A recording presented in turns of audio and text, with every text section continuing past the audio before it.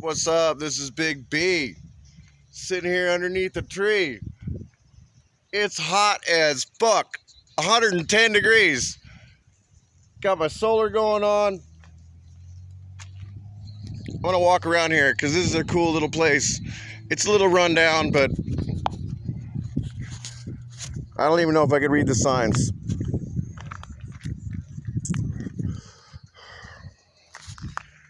Nope, no sign. Anyway, this used to be a fish ladder. In other words, this is a flow control device that they use to control the flow of the river.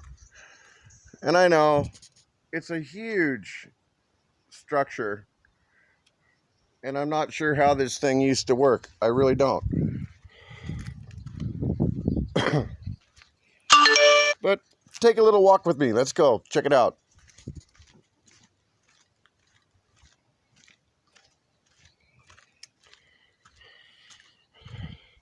Yeah, a little overgrown. It's fine. Whatever.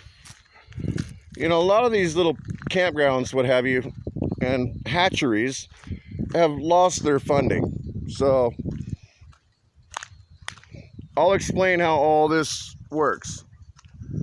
I know it just looks like a disaster right now, but I'll try to break it down. So this is the Sacramento River Juvenile Chinook Monitoring Station.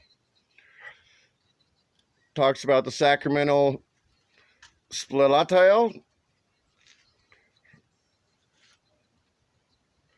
That's what that machine does. They have rotary traps. So they basically pick up pregnant fish.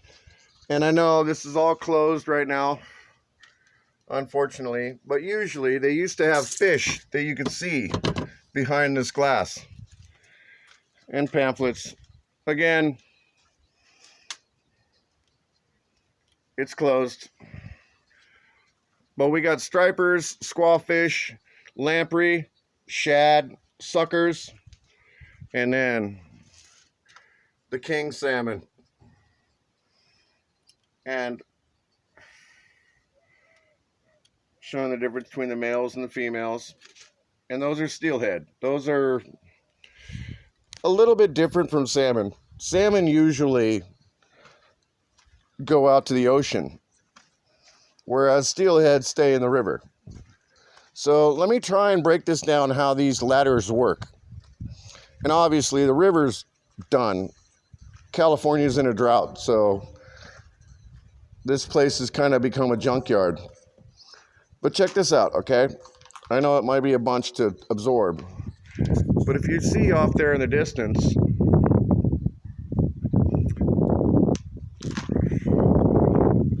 I don't know if you can see those, but see how they look like stairs? Well, as the river rises, the fish actually jump. They jump up those stairs, and then they go through that gate right there, and this is a one-way gate right here. So they get stuck in that area. They get stuck down there.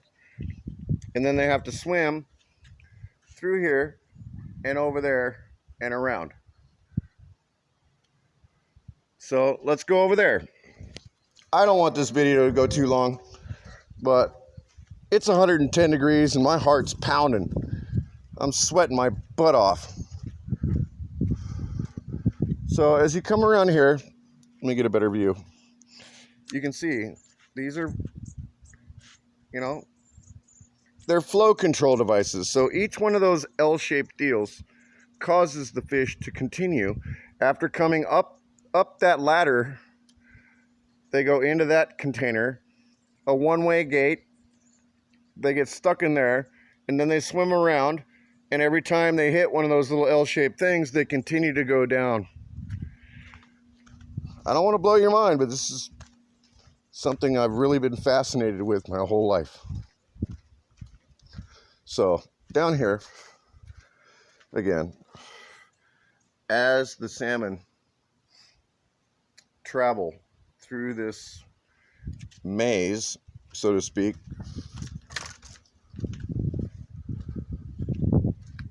they end up in that tank there.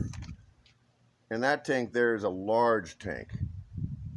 So they feed them here, they collect them there, and they basically, what they do is they extract their eggs. So they collect salmon on their way upriver using these devices here. So you can say it looks like a windmill or a turbine. So what those things do is they collect salmon. So then they bring them to this place here, and that's the control booth. And they collect fish eggs. And then they pump the fish over to this big, huge tank. And I don't know if you can see the depth. You know how cameras are. But this is the big tank. So after they extract the fish, they have a series of valves that they can open. And after they've stolen the eggs from the salmon, they open those valves and it dumps right back to the river. And I mean, this is a huge project. I don't know if you can see how big those flow control gates are, but they're probably 100 or 200 feet tall. Anyway, just a little insight on the Sacramento River. California is in a drought. Homelessness is through the roof. There are no fish. It's drying up. It's turning into a desert. And I'm headed to the coast here in about a week. I'm going to go swim in the ocean. But I wanted to show you where I'm at.